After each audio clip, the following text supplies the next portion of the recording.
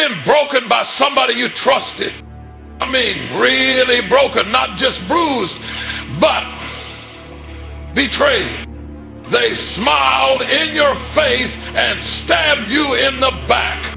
And now they're knocking at your door again. You prayed for healing, cried in silence, rebuild yourself in secret. And just when you were standing on your feet again, here they come, talking about I changed, talking about can we talk. But deep down your soul whispers, why now? Let me tell you something. When the one who hurt you comes back, it ain't just about what they say. It's about what you've learned. It's about whether you're going to fall into the same pit or rise up with the wisdom you were forged in. Because this isn't just a test of your emotions. It's a test of your growth. A test of your submission to truth over feelings. A test of whether you love peace more than you miss pain. You cannot heal what you won't face. That pain you tucked away, that memory you tried to bury under busyness, silence, or fake smiles, it's still there, waiting. Time doesn't heal wounds that you refuse to acknowledge. You may think you've moved on because you're functioning, because you're getting things done, because you're laughing again, but deep inside there's still a crack that hasn't been sealed. Every time their name comes up, every time you see something that reminds you of what they did, that sting rises, and that's the proof. Silence might have kept the peace on the outside, but inside your soul still remembers. When the one who hurt you comes back, the wound that was never fully addressed starts throbbing again. And if you've convinced yourself that you find just because you're not crying anymore, that moment will show you the truth. Healing isn't pretending it didn't happen.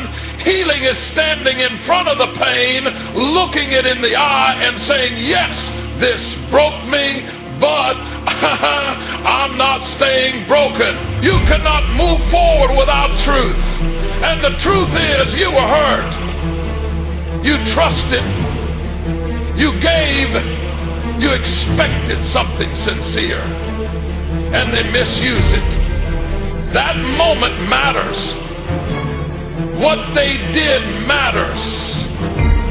What they do matters. But what matters even more is what too many people rush into forgiveness without facing the fracture. They rush into reconciliation without even acknowledging the real weight of what they're carrying. And when you do that, you end up bleeding into your future. You start treating new moments with old pain. You become guarded, not because you're wise, but because you're still wounded. That's not healing, that's hiding. The truth will set you free, but only if you're willing to face it. And sometimes the truth is hard. Sometimes it says, I still feel betrayed. Sometimes it says, I haven't let it go yet. And that's okay, because admitting it is the first step toward letting it go for real. The wound must be washed before it's wrapped. If you skip the cleansing, you trap the infection inside. That's what silence does when it's used as a substitute for real healing. It traps the poison, and later it seeps out when you least expect it, in your relationships, in your reactions, in your doubts. So when they come back, when the one who hurt you returns with their apologies or explanations, don't just focus on what they're saying. Check what you've been hiding. Look at what's been left unresolved. Because if the wound was never healed properly, their return won't bring peace. It'll bring a storm. But if you faced it, if you confronted it, if you laid it before your Lord in all its rawness and let him handle the justice, the closure, the healing, then their return won't shake you. It'll reveal how far you've come. Healing isn't loud. It doesn't always look like revenge or confrontation. Sometimes it looks like stillness, clarity, quiet, strength. But that kind of healing only comes when you stop pretending you're okay and actually deal with the root. Not for them, not to get an apology, not to prove a point, but for the health of your own soul. Because when you're whole, they can come back with whatever words they want, and you'll finally know the difference between what hurt you and what healed you. The past is a place you visit to learn, not a place you live. It holds lessons, experiences, and moments that shaped you. Some sweet, some painful, some so heavy that you still carry their weight today. But the past was never meant to hold you hostage. It was never meant to define your worth, your future, or your identity. Just because you made a mistake, just because you let someone in who broke your trust, doesn't mean you are bound to live in regret or shame forever. The divine is too merciful to let a sincere heart stay buried under its own guilt. But that freedom can only be found when you finally see the past as a teacher, not a sentence. Sometimes we confuse guilt with loyalty. We think that because someone once meant something to us, we owe them a place in our future, even if they hurt us. We think that because we once shared memories, we are obligated to keep that door open. But loyalty is not owed to people who violated trust. Loyalty is not owed to pain. And guilt is not a compass.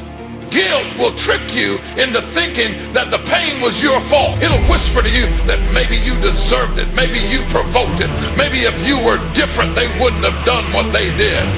But that's not truth. That's a trap. And as long as you keep rehearsing the past without filtering it through truth and wisdom, you will keep making decisions based on old wounds. Just because someone was a part of your story doesn't mean they belong in your destiny. And just because something hurt you once doesn't mean it still has to hold power over you today. There is a difference between remembering and reliving. When the one who hurt you comes back, you must ask yourself, have I grown or have I just gone silent? Have I moved forward or have I just gotten used to the weight? Because if the past still decides how you respond today, then it's not in the past. It's still present in your mind, in your choices, in your fears. There comes a moment where you have to choose whether you want to stay stuck in cycles or walk in wisdom. Growth means looking at the past and saying, yes, that happened. Yes, it hurt, but I'm not that person anymore. Growth means knowing that just because they're back doesn't mean the story has to restart. Sometimes they come back because they're still in the same place, but you're not. You've changed. You've risen. You've seen what pain taught you. And now you use it not to punish them, but to protect your peace. And you'll know you've learned the lesson when their presence no longer confuses your direction. When you can see them, hear them, maybe even forgive them without feeling obligated to reattach. That's when you've turned the page. That's when the past has done its job. But if you're still looking for validation from the same one who violated you, then it's not healing you're seeking, it's approval. And that dangerous, because no one can fix what they broke if they don't even understand the depth of what they damaged. Don't give the past the power to write your present. Let it instruct you, not imprison you. Let it shape your wisdom, not your wounds. You are not what you went through. You are not what they did. You are what you chose to become after it. And if someone from your past comes back claiming they've changed, remember, your growth is not measured by whether they return. It's measured by how you respond when they do. The past is not your punishment, it's your preparation.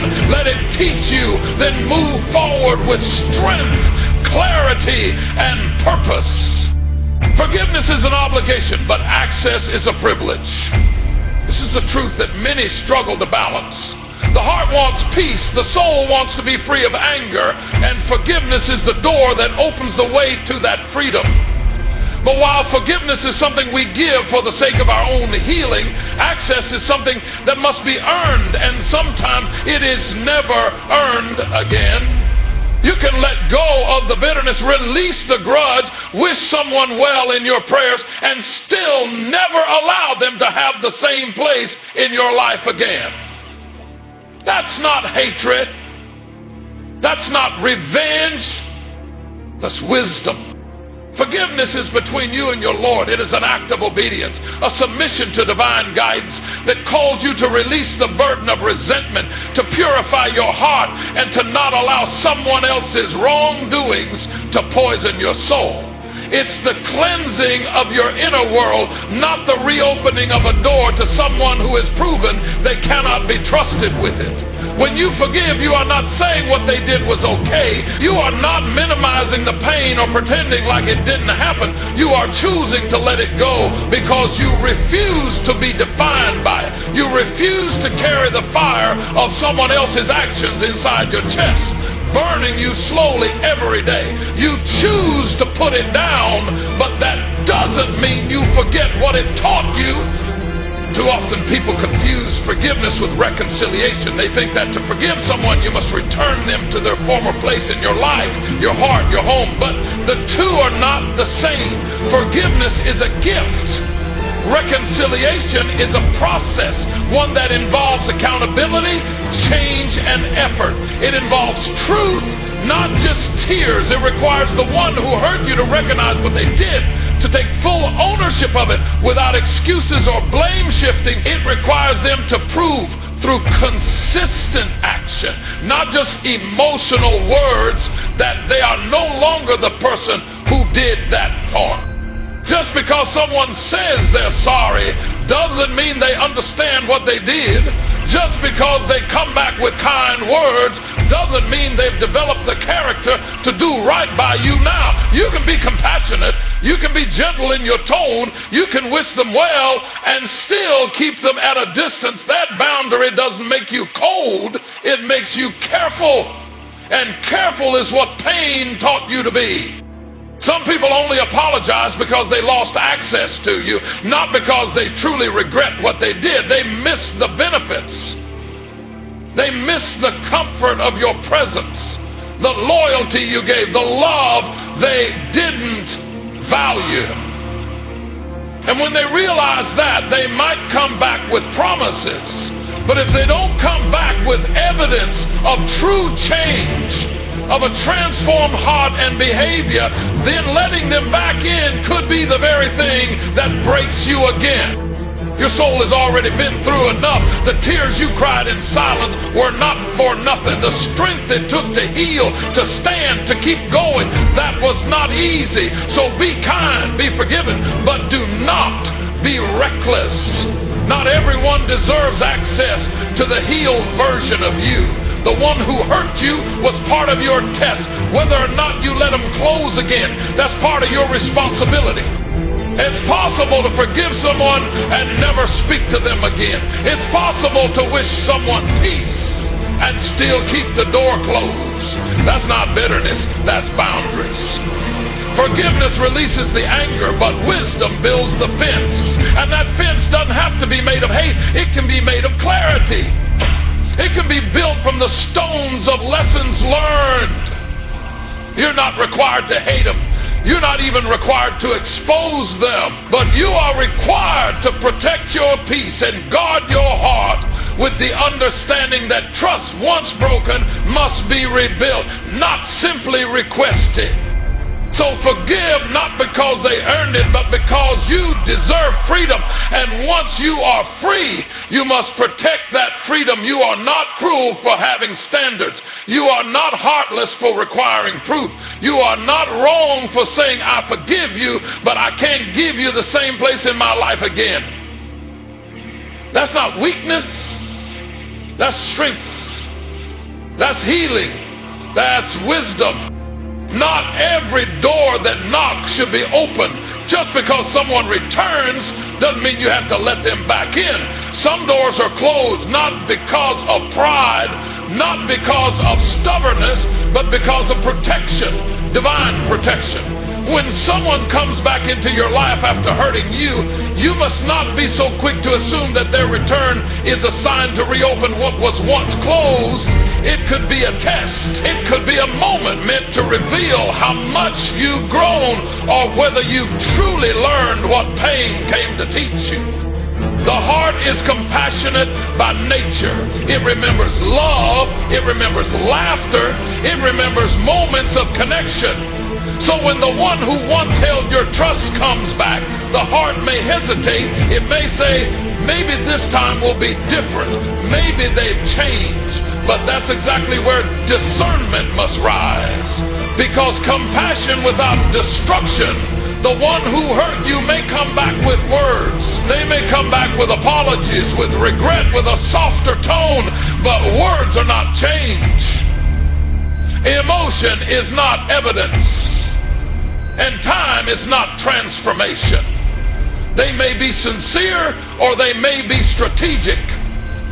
That's why every door that knocks must be examined before it's opened. Not every return is a divine sign. Sometimes it's a distraction dressed as destiny. Sometimes it's a cycle trying to disguise itself as a second chance.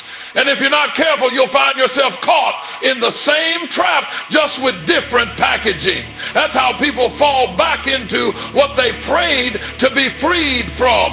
They mistake a familiar voice for a familiar soul. They assume that returning means repenting, that presence means peace. But let me tell you, proximity doesn't prove purity. Someone can be close to you and still be carrying the same poison they had the last time. You are not obligated to let someone back in just because they want to come back. That's not arrogance, that's accountability. If they did not honor you before, if they lied, betrayed, manipulated, disrespected, and they have not shown consistent, verifiable change, then the door must remain closed. Mercy does not mean naivety. You can be merciful in your words, gracious in your forgiveness, but still strong in your boundary. And that strength isn't from anger, it's from clarity. What did their actions show you before? What did your silence cost you?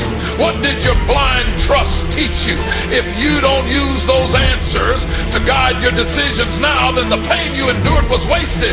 Doors are not just for entering, they're also for protecting. A door keeps out what threatens the peace inside, and you have every right, in fact, you have a responsibility to protect the healing you fought for, the peace you prayed for, and the lessons you've lived through. It is not cruelty to say no. It is not hard-heartedness to pause, to observe, to ask questions, to wait. People can regret losing you and still not be right for you. They can miss the comfort you provided but still lack the character to walk beside you now. Just because they want to be back in your life doesn't mean they have earned a place in your future. Some doors were closed for a reason, and reopening them without wisdom may lead you right back into the pain you barely escaped.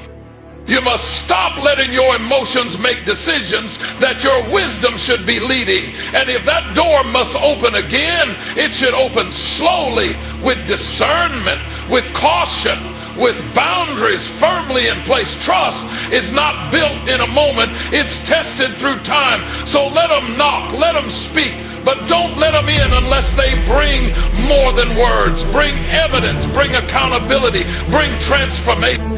And if they have none of those, then let the door stay shut. Not because you're bitter, but because you finally learn how much peace is worth. People change, but so do you. And that truth is often overlooked in the emotional chaos that follows pain. When the one who hurt you comes back, they may come back with a new voice, a new look, new words, new energy, and they may even be telling the truth when they say they've changed. But what matters just as much, if not more, is that you have changed too.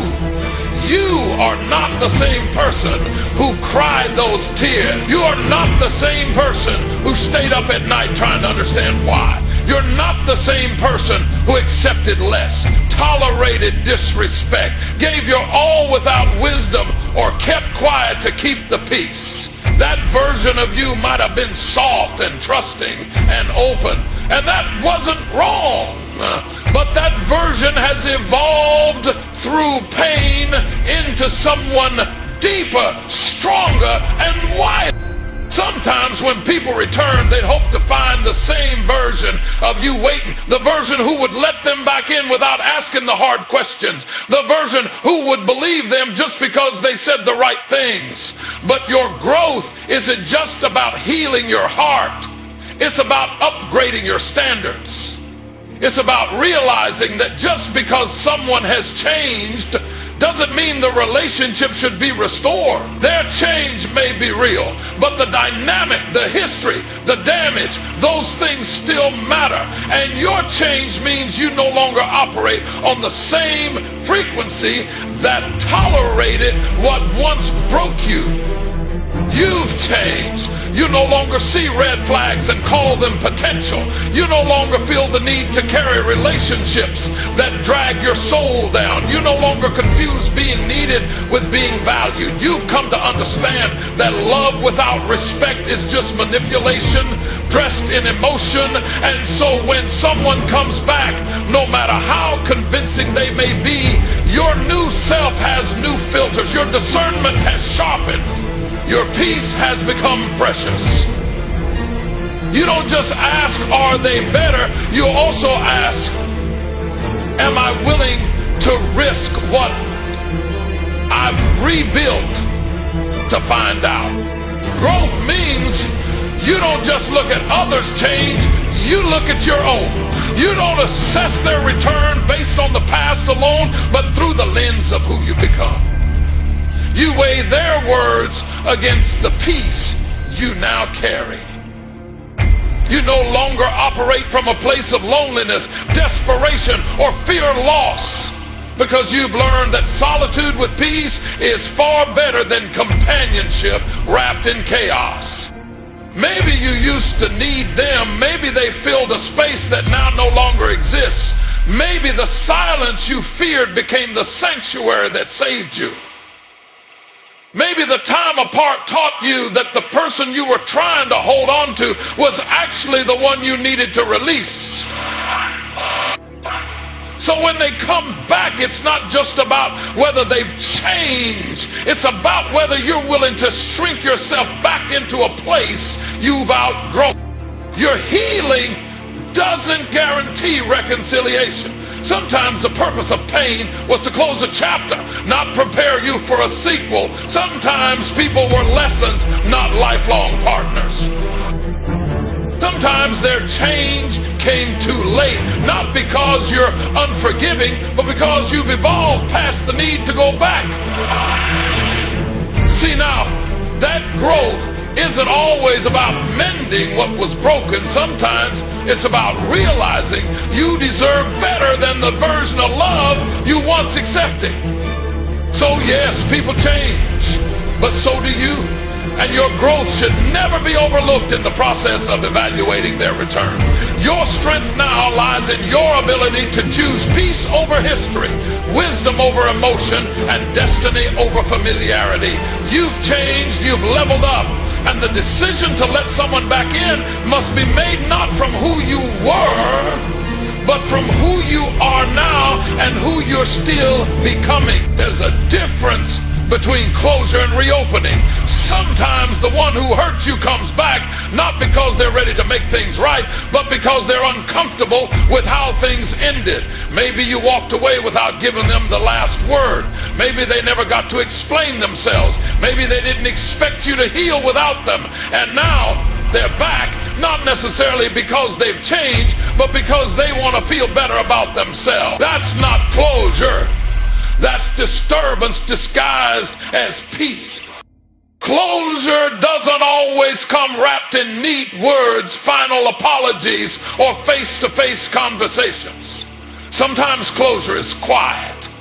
It's a decision you make in your heart when you accept that you may never get the answers you hope for, never hear the sorry you deserve, never witness the remorse you imagined. It's the moment you stop waiting for validation from the person who invalidated you. It's when you stop rehearsing the moment they left, the way they lied, the betrayal that caught you off guard. It's when you realize that healing don't need their cooperation. You don't need them to understand you. You don't need them to agree with your version of the story. You need only to recognize your worth, and that what happened didn't break your value, it revealed it. But here's the danger. When people come back under the banner of closure, what they often really want is comfort. They want relief from the guilt that haunts them, or they want access to the old version of you who made them feel secure. So they come with words like, I've been thinking about you, or I just want to talk, or I owe you an explanation. And sometimes those words sound good. They sound like healing, but you must ask yourself, is this really about resolution, or is it an attempt to reopen a door I've already closed for a reason? You see, reopening something that was sealed by wisdom will often lead to wounds being reopened too. The peace you fought for can be stolen in an instant if you mistake someone else's discomfort for your responsibility. Just because someone is ready to talk now doesn't mean you have to listen. Just because someone regrets how they treated you doesn't mean they're equipped to handle you now. You have every right to protect your peace, even if that means walking away without the final C, even if it means choosing silence over closure with someone who wouldn't give you the truth when it mattered. You don't owe anyone access just because they finally feel ready to give you what they withheld. Sometimes what they call closure is actually just guilt control. They want to soothe their conscience. They want to be seen as the good one now. They want to exit your story clean. But don't confuse their desire to feel better about themselves with a genuine need for reconciliation. A person who truly wants closure will respect the distance. They will force you into emotional conversations you didn't ask for. They won't bring back memories and pain just to clear their name. They'll acknowledge your silence as strength, not bitterness. You have to know when peace is more valuable than an answer, because sometimes the answer you're waiting for will never come, not the way you want it. And sometimes even if it does, it won't satisfy you. You'll find that the only true closure comes from the healing work you do within. It's when you stop tying your peace to the actions of someone who once disrupted your soul. It's when you understand that you can move on, grow, evolve, and even forgive, all without ever having that final conversation. So when the one who hurt you returns claiming to offer closure, take a moment to pause. Listen to your spirit, not your emotions. Ask yourself, is this healing or is this a trap?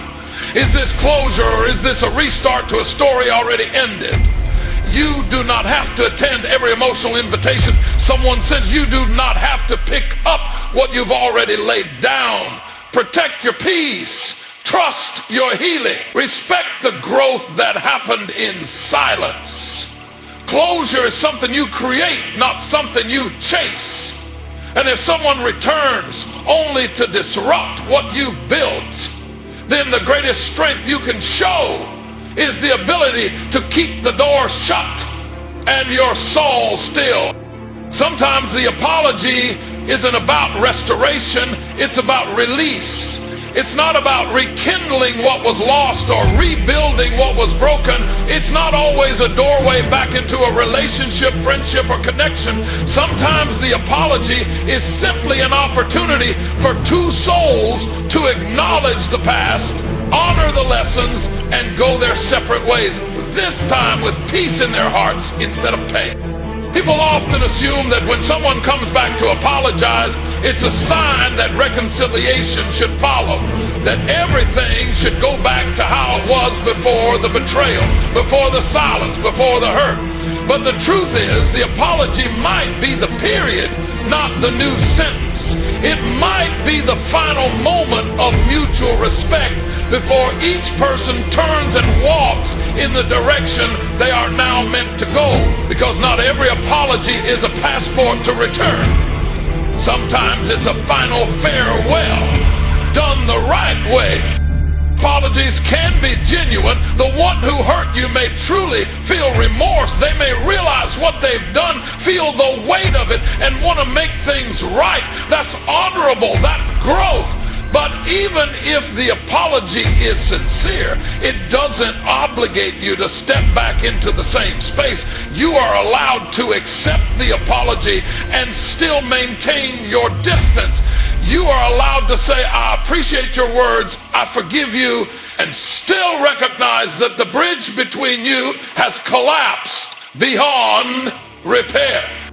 Forgiveness is a private transaction between your heart and your Creator. It frees you. It releases you from the grip of bitterness and revenge. But restoration, that's a whole different path. That's a decision built on trust, safety, and mutual effort. And sometimes that foundation no longer exists. Too much time has passed. Too much damage has been done. Too much growth has occurred on both sides to fit back into the old shape. So when someone comes to you with an apology, you don't need to rush into reattachment. You don't need to resurrect something just because someone finally found the courage to say they were wrong. Healing isn't always about recreating the past. Sometimes it's about honoring it, learning from it, and letting it remain where it belongs, behind you. An apology can be beautiful. It can be cleansing. It can be the moment that allows you to breathe again. But don't confuse that peace with permission to reopen old wounds. The wound may have closed now. The scar is there as a reminder, not an invitation to experience the pain all over again. Some apologies are simply acknowledgments, a nod to your worth, a confirmation that you weren't crazy, that your feelings were valid, that your pain wasn't imagined. And that in itself can be powerful. It can validate everything you held quietly inside, every night you cried, every moment you doubted yourself. But just because it brings healing doesn't mean it requires reconnection. There are relationships in your life that served a purpose. They were part of your journey, your test, your transformation. But they were not meant to continue forever.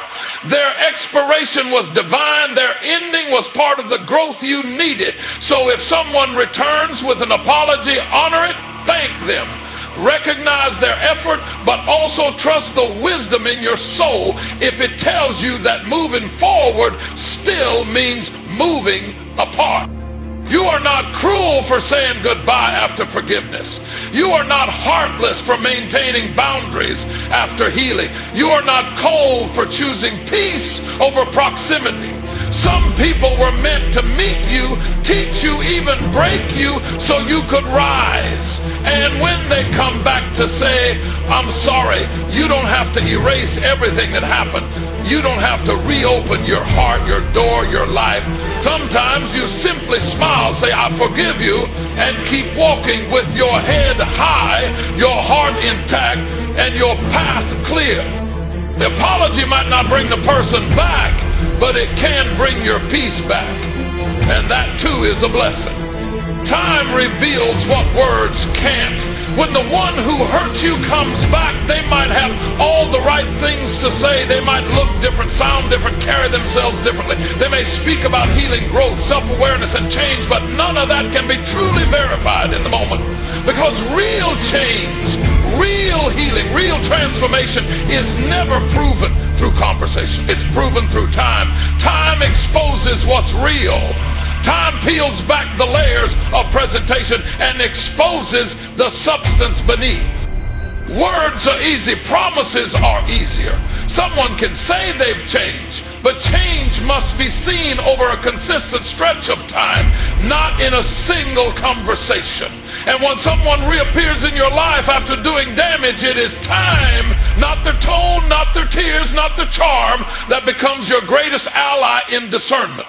Time will show if their heart is new or if their patterns are simply dormant. Time will tell if their actions now align with their repentance or if they've just learned how to speak the language of regret without truly embodying it.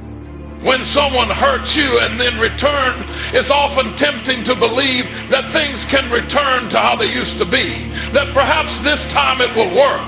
But your wisdom now must be deeper than your emotions. You must remember that history has its fingerprints on your soul for a reason. You know what their betrayal felt like. You remember the pain, the silence, the confusion, the way your spirit was left bleeding in places nobody could see. That memory isn't there to make you bitter. It's there to make you wise. It's there to give you pause, to help you resist the urge to rush into something just because it feels familiar. Familiarity is a trap when time hasn't tested the new version of a person. Familiar words, familiar gestures, familiar habits can make your heart soften, but your spirit must remain awake. Because a changed person will understand that your trust now requires evidence, not just expressions. A changed person won't pressure you for immediate acceptance. They will move with patience, consistency, and humility. They will not be offended by your boundaries. They will honor them. They will understand that time is the only ground upon which trust can be rebuilt. You are not being difficult or unforgiving for waiting. You are being wise. Because time will do what emotion can't. It will reveal the root. Is this a real return or just a repeat in disguise? Is this someone who has been refined or someone who is rehearsing an apology to get back into your life without doing the internal work? The beauty of time is that it strips away the need for confrontation. You don't have to argue, explain, or analyze. You can simply observe. Let time do the talking. Time will show if their change holds up under pressure. Time will show if their actions match their apologies when things don't go their way. Time will reveal whether their presence brings peace or chaos, stability or confusion. Time will answer the questions your emotions are too overwhelmed to ask. It gives you the distance needed to hear clearly, see clearly, and decide clearly. So don't be in a rush to respond. Let time speak. Let time sift the surface from the substance. The one who truly means what they say will not mind the wait.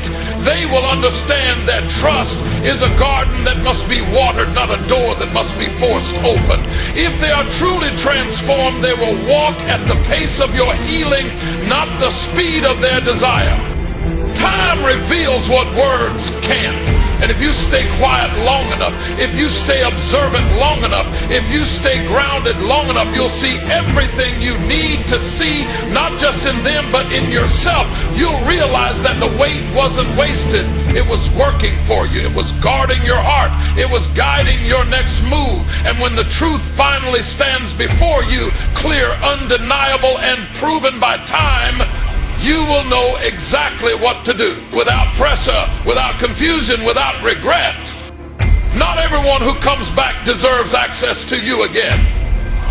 That's a hard truth, especially when your heart still remembers the love, the history, the memories, and the dreams you once shared with someone.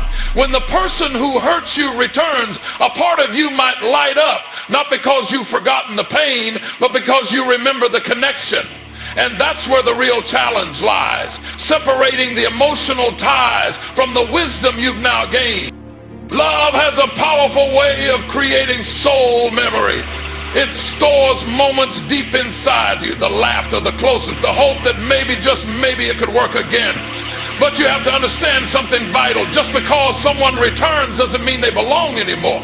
Access to your heart, your space, your peace, your energy. That's a privilege, not a guarantee. And privilege must be earned, not handed out. Simply because someone misses what they once had. When someone hurt you, especially deeply, they didn't just damage your trust. They affected how you see yourself, how you function, how you navigate the world around you. You had to heal from that. You had to rebuild. You had to recover pieces of yourself you didn't even know you lost until you felt the emptiness their absence left behind. So when they return, what they are approaching is not the same version of you they once left or mistreated. They're standing before a new version, wiser, stronger, quieter in some ways, louder in others, guarded but not bitter, healed but not naive. It's tempting to welcome someone back just because they seem sincere. Sincerity is beautiful, but it is not a free pass.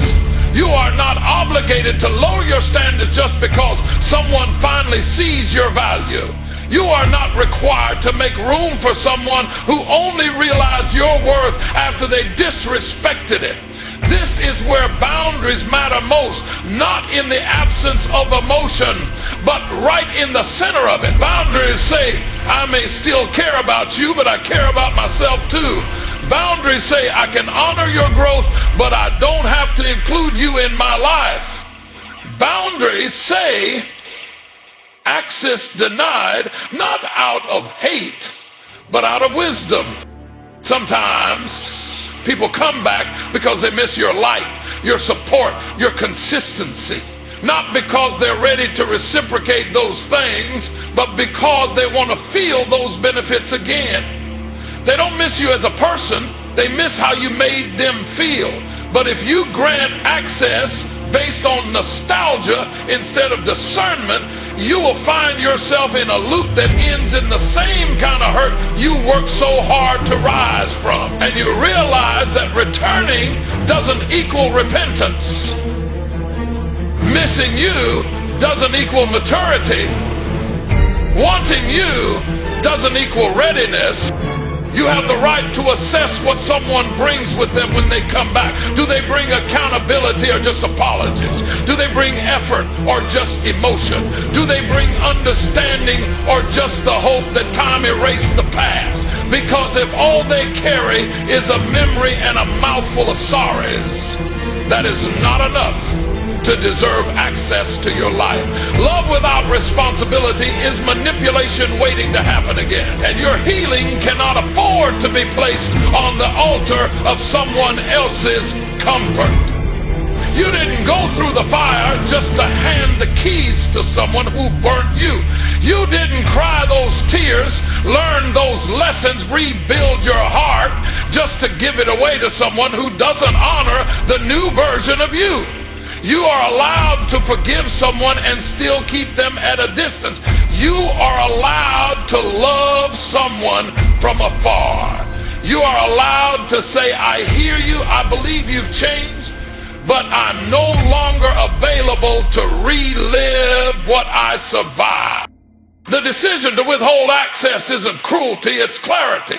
It means you now understand that love isn't enough if it's not rooted in mutual respect, safety, and effort. And if they truly respect you now, they will accept your boundaries, even if it means they don't get to be close again. If their love is real, they will honor the door that's now closed. Because when someone values you, they don't just try to get back in. They protect what they once broke, even if it means staying out. You are not hard-hearted for saying no. You are not unloving for protecting your peace. You are not closed off. You are clear. You know now that not everyone who returns is meant to remain. And your peace, your healing, your purpose, they're too precious to gamble on a history that already wrote its ending. So let them knock, let them speak, let them even apologize. But always remember, access is earned, not given. The one who hurt you may come back with all the right intentions, but that doesn't mean you are obligated to welcome them with open arms.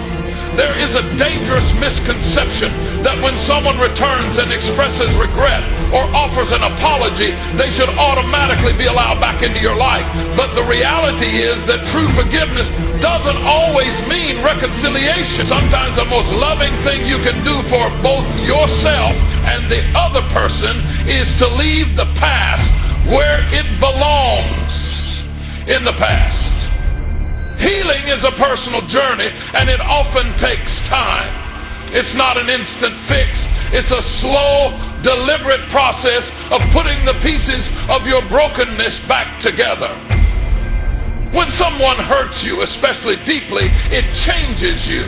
You learn to protect yourself, to trust less, to rely more on your own strength. It takes courage to forgive.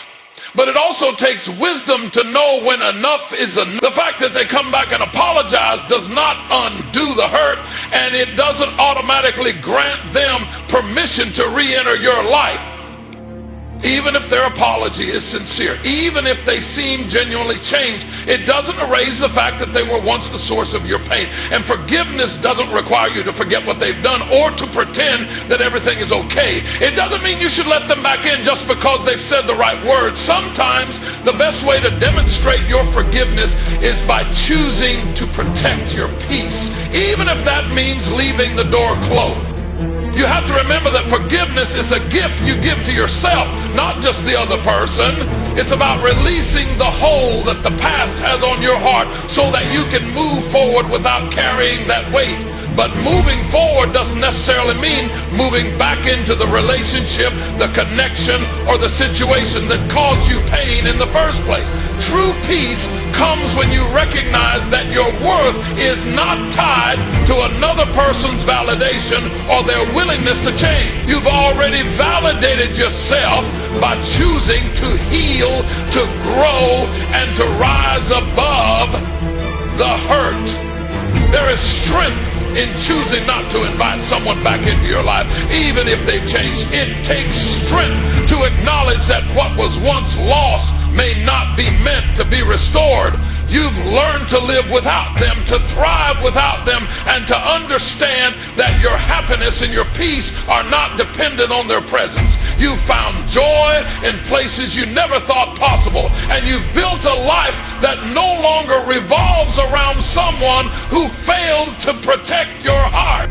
When the one who hurt you comes back, they may bring with them words of regret, words of change, even words of love. But you have to weigh those words against the reality of what you've learned during your time apart. You have to ask yourself if the relationship is truly worth restoring, or if it's simply an emotional attachment that still lingers because of the history you shared. It's easy to get caught up in nostalgia, in longing for a version of things that no longer exist. But your healing is more important than any past memory. And your peace is worth more than any attempt at recreating what was broken. It's crucial to understand that you are not obligated to sacrifice your peace or your well-being for someone else's comfort. Just because someone asks for forgiveness doesn't mean you have to offer it in the way they expect. You can forgive someone from a distance, allowing them to grow and learn while maintaining the boundaries that protect your heart. You can recognize their change without allowing them to disrupt the healing you fought so hard to achieve. Moreover, you must also be honest with yourself about the reasons they are returning. Are they coming back because they've genuinely changed? Are they coming back because they need closure, they need your forgiveness, or they need validation? Are they coming back because they miss you, or are they coming back because they miss the comfort of the relationship and the role you played in their life? True transformation is not just about seeking forgiveness. It's about recognizing that the dynamic that once existed no longer fits, and that both individuals have changed in a way that no longer aligns with the past. Your journey of healing doesn't require someone else's participation, especially if they were the source of the wound in the first place. Your growth and your recovery are personal victories, and they are yours alone to protect. It's okay to say no. It's okay to honor your healing by refusing to let someone back into your life who is not truly capable of respecting the boundaries you've set. And it's okay to admit that just because someone is sorry doesn't mean they deserve a second chance. Some relationships are meant to be learned from, not relived. In the end, the decision to allow someone back into your life should be based on your peace, your growth, and your vision for your future.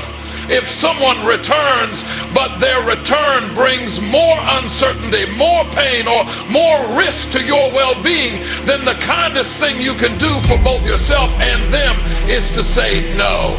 You have every right to protect your heart, your peace, and the life you've worked so hard to build.